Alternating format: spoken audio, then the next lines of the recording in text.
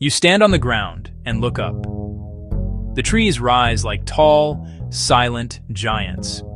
Their trunks are pillars holding up a vast green roof. This roof is made of countless leaves, branches, vines, all woven together far above your head. This high-up place is called the forest canopy. It's more than just the top of the trees, it's a world of its own, a secret kingdom teeming with life. A city of leaves where many creatures never touch the earth below. Imagine a world built of living wood and rustling leaves. This is the canopy. Long before the sun warms the forest floor, the first light of day arrives in the canopy. Soft light, gentle light, a pale gold spills over the highest leaves. Tiny droplets of dew on every surface. Each leaf holds a small, trembling jewel of water. Dew catches the new light and sparkles like 1,000 tiny lamps. The world is quiet, holding its breath. The air is crisp and clean, carrying the scent of wet leaves and promise of the day. The kingdom begins to stir. The first sound begins. A single high-pitched call from a small bird. Another voice answers from a nearby tree. More voices join in. The dawn chorus. The canopy waking up. Each bird has a unique song. A toucan adds a deep croaking call. A flock of small parakeets chatters as they move among branches. The air fills with a symphony. The light grows stronger, turning gold to warm white. Light filters down, creating shifting patterns of light and shadow. Leaves like tiny solar panels. They absorb light. Through photosynthesis, they turn it into sugar. Sugar powers the tree down to its deep roots. The canopy is the forest's great kitchen. As the sun climbs, residents begin their day. A family of howler monkeys starts to call across the landscape. A hummingbird hovers at a bright red flower, sipping nectar. Butterflies with stained glass wings drift between blossoms. The dawn in the canopy is a grand opening ceremony. Life has begun again. The sounds of the waking canopy are more than just a beautiful noise. They are a form of communication. Each call, chirp, and chatter has a meaning. Call, chirp, chatter. The loud, echoing call of a macaw might be a signal to its mate, a way of saying, "I am here. Where are you?" The frantic chattering of a squirrel monkey could be a warning to its troop, perhaps a snake or a large bird of prey. These sounds create a complex web of information that flows constantly through the high branches, helping the animals to find food, locate their families, and stay safe from harm in their treetop world. The plants of the canopy also participate in this morning ritual, though in a much quieter way. As the warmth of the sun touches them, many flowers slowly begin to open their petals. They unfurl like tiny, colorful flags, revealing their bright reds, yellows, and purples to the awakening world. This is their invitation. They are signaling to the birds, bees, butterflies that their nectar is ready. The sweet fragrance of these blossoms drifts on the morning air, another form of communication, an alluring scent that guides the pollinators to their sugary reward. It is a silent conversation between plant and animal. This morning activity is driven by a deep, instinctual rhythm. The animals know that this is the best time to find food. Many insects are sluggish in the cool morning air, making them an easier meal for hungry birds. The fruits that ripened overnight are now plump and full of energy, ready to be eaten by monkeys, fruit bats. Life in the canopy follows the cycles of light and temperature. Even the leaves themselves seem to wake up. As they absorb the sun's energy, they begin to release water vapor into the air in a process called transpiration. You cannot see it, but this release of moisture from millions upon millions of leaves helps to create clouds. The canopy is not just a part of the forest, it is a part of the sky. It breathes moisture into the atmosphere, influencing the weather and helping to create the very rain that will later fall back down upon it. The awakening of the canopy is the awakening of a great living engine that helps to shape the climate of the entire planet.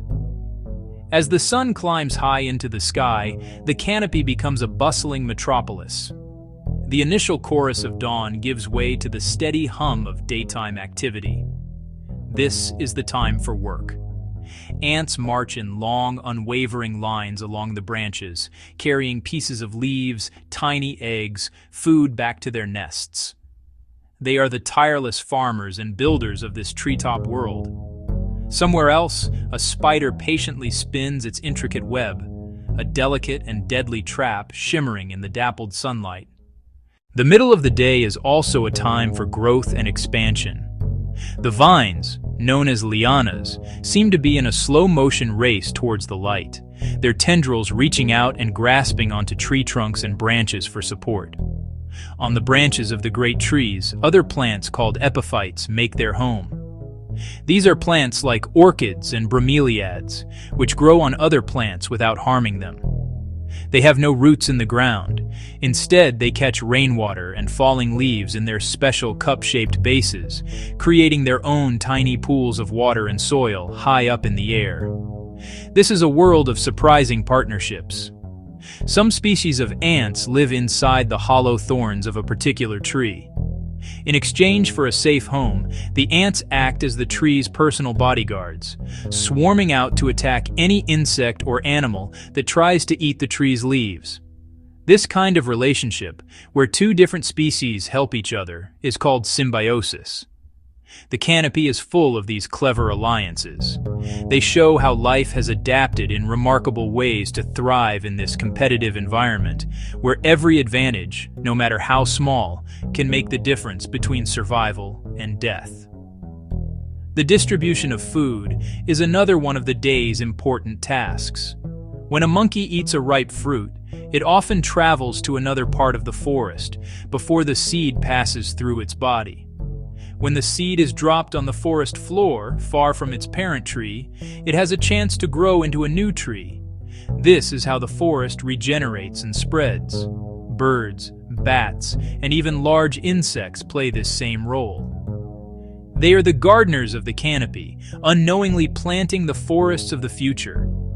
The busy work of daylight is not just about individual survival. It is about ensuring the continuation of the entire kingdom. The bright, sunny day can change in an instant. The sky, once a brilliant blue, may darken to a deep, brooding gray. The air becomes heavy and still, and a hush falls over the canopy. The usual hum of insects and chatter of birds fades away as the animals sense the coming change. Then, the first drop of rain falls. It makes a soft, distinct patter as it lands on a broad leaf. It is followed by another, and then another, until a gentle rhythm begins. It is the sound of the sky tapping on the green roof of the world. As the rain grows stronger, the sound changes from a gentle tapping to a steady drumming. The millions of leaves in the canopy act as a great, multi-layered shield. They break the force of the downpour. Instead of hammering the ground, the rain is caught and softened. It drips and trickles from leaf to leaf, making its way down to the forest floor slowly and gently. This process, called interception, is incredibly important. When a true storm arrives, the canopy transforms from a place of gentle drips into a roaring, dynamic spectacle. The wind howls through the high branches, making the trees sway and bend in a wild, chaotic dance. From the ground, it might look terrifying, as if the entire forest will be torn apart. But the trees are built for this. Their wood is strong but flexible, allowing them to move with the wind instead of breaking against it. The interlocking branches of neighboring trees often support one another, creating a web of strength that helps the entire community withstand the gale. For the animals, a storm is a time to seek shelter. Monkeys huddle together in tight groups, clinging to the thickest branches in the most protected parts of a tree. Birds find refuge in dense thickets of leaves or inside holes in tree trunks, waiting patiently for the wind and rain to pass. The larger leaves of the understory become sturdy umbrellas for smaller creatures. The storm is also a force of change and renewal. The powerful winds can break off dead or weak branches, a process that is like natural pruning. This clears the way for new growth and allows more sunlight to reach the lower levels of the forest, giving younger trees a chance to grow. The storm might even topple an old decaying tree. While this seems destructive, the fall of a giant creates a large gap in the canopy. This sudden flood of sunlight onto the forest floor triggers a burst of life, as new seedlings that were waiting in the shade finally have the light they need to sprout and begin their own race toward the sky. After the storm passes, a profound quiet descends. The air is washed clean, and the world seems brighter and greener than before. The canopy is dripping, and small waterfalls cascade from the edges of the bromeliads as they overflow. As the last light of day fades from the sky, the kingdom of the canopy undergoes a profound transformation. The world does not go to sleep. It simply changes shifts. The creatures of the day find their resting places, while a whole new cast of characters emerges from the shadows. The air grows cooler, and the sounds change completely. The cheerful chatter of daytime birds is replaced by the deep, resonant hoot of an owl, or the strange, clicking calls of nocturnal insects. The night canopy is a world of sound and scent. Many of the animals that emerge are masters of stealth. A kinkajou moves silently along the branches, a mammal with large eyes and a grasping tail, searching for ripe fruit and sweet nectar. Bats, the only mammals capable of true flight, leave their roosts. They navigate the pitch-black forest using echolocation, a remarkable ability to see with sound. They send out high-pitched clicks and listen for the echoes that bounce back, creating a detailed mental map of their surroundings and allowing them to hunt for insects on the wing with incredible precision. The night is also a time for hunters and the hunted. A boa constrictor, perfectly camouflaged against a tree branch, lies in wait, sensing the warmth of a passing mouse or bird with special pits on its face. The large, forward-facing eyes of an owl allow it to gather every last bit of available light, giving it superb night vision as it scans the branches for prey. In the darkness, survival depends on being able to move without being seen or heard. The night canopy is a place of high drama, a silent and suspenseful play that unfolds every night under the light of the moon and stars. Even the plants behave differently at night. Some flowers, which were closed during the day, open their petals only after dark. These night-blooming flowers are often pale white and intensely fragrant, designed to attract nocturnal pollinators like moths and bats. The life and activity within the canopy are not just for the benefit of the creatures that live there. This green kingdom provides essential gifts to the entire planet, including to us humans who live far from the forest. The most important of these gifts is the very air we breathe. Through the process of photosynthesis, the leaves in the canopy absorb carbon dioxide from the atmosphere and release oxygen. A large, healthy forest acts like a giant pair of lungs for the earth, constantly cleaning the air and producing the oxygen that all animal life needs to survive. The canopy also plays a vital role in regulating the world's climate. The vast expanse of green leaves helps to keep the planet cool by providing shade and by releasing water vapor into the air. Forests act like enormous sponges, absorbing huge amounts of rainwater and releasing it slowly.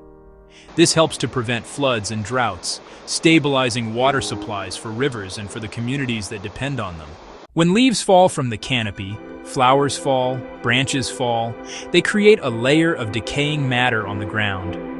This material, called leaf litter, becomes food for insects, fungi, and bacteria. As they break it down, they create rich, fertile soil. This soil provides the nutrients that the great trees need to grow, completing a perfect, sustainable cycle. The kingdom above nourishes the world below, ensuring that the entire ecosystem, from the highest leaf to the deepest root, remains healthy and strong. This incredible world, this kingdom in the sky, is more fragile than it appears.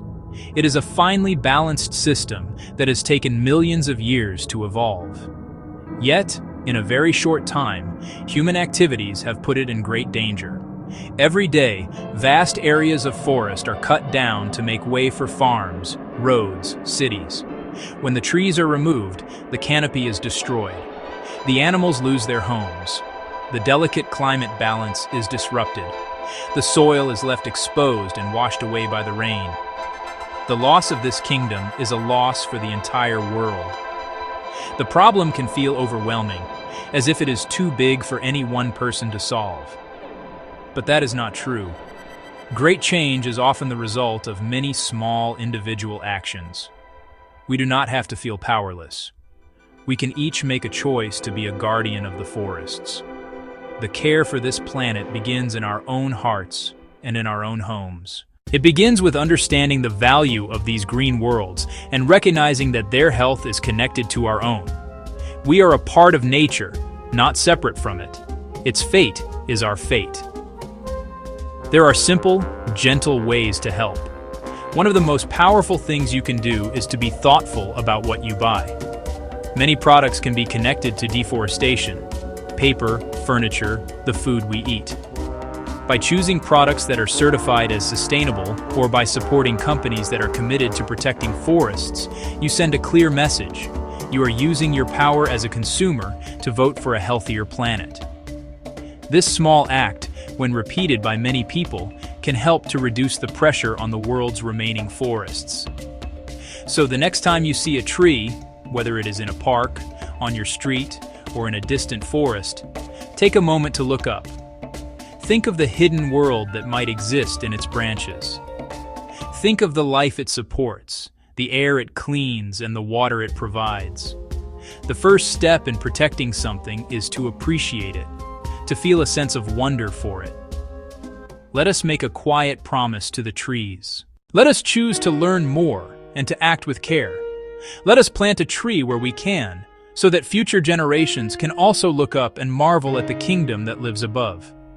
The kingdom of the canopy endures when we choose to see it, cherish it, and protect it.